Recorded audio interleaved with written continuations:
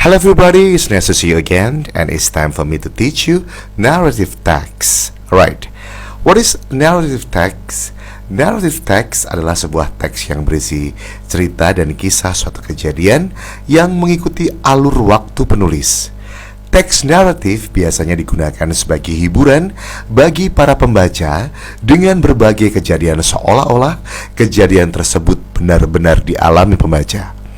Struktur teks naratif adalah sebagai berikut. Yang pertama, orientation. Orientation berisi pengenalan cerita yang akan diangkat.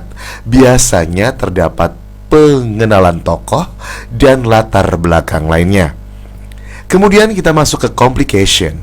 Berisi inti cerita dari kisah tersebut yang ditandai dengan adanya konflik yang terjadi terhadap tokoh cerita.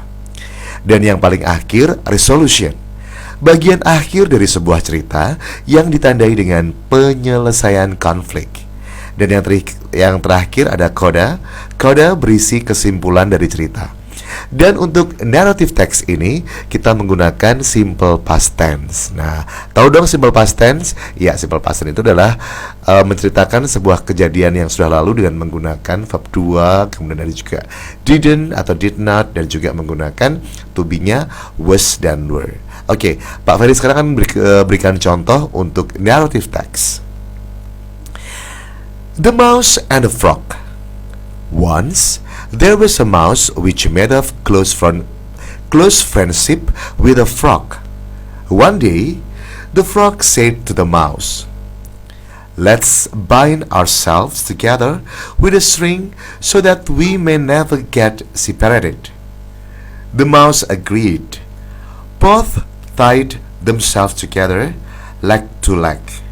It went quite well on land. When they came to a small pool, it was a tragic for the mouse. In the end, the frog kept swimming across the small pool, dragging the mouse with him. Soon, the mouse drowned and floated on the surface of the pool. The moral of the story is, let's be wise and smart. Okay. Nah, dalam cerita ini kita sudah tahu tentang cerita tokoh-tokohnya, ada mouse dan frog.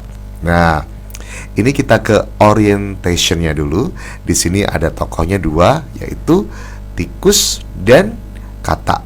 Oke, berikutnya kita masuk ke complication, yaitu berisi inti cerita dari kisah tersebut. Nah, di sini diceritakan suatu hari si katak berkata kepada si tikus, "Nah, supaya persahabatan kita itu selalu erat dan kita tidak dipisahkan, yuk kita akan mengikat kaki kita." Nah, ini bodohnya si tikus, dia setuju. Nah, ini adalah merupakan complication atau inti ceritanya.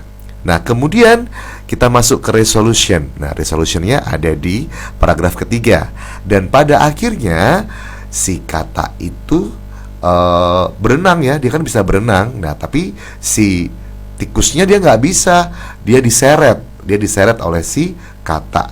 Dan akhirnya si katak itu bisa berenang, tapi si tikusnya dia tenggelam dan akhirnya mengapung. Nah, kemudian yang terakhir ada coda. Coda itu berisi kumpulan dari kesimpulan ya, berisi kesimpulan dari cerita.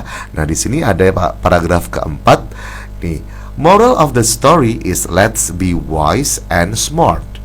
Jadi moral dari cerita ini atau pesan dari cerita ini adalah yuk kita harus senantiasa bijak dan cerdas. Nah, jangan seperti tikus yang dia tidak bijak dan tidak cerdas.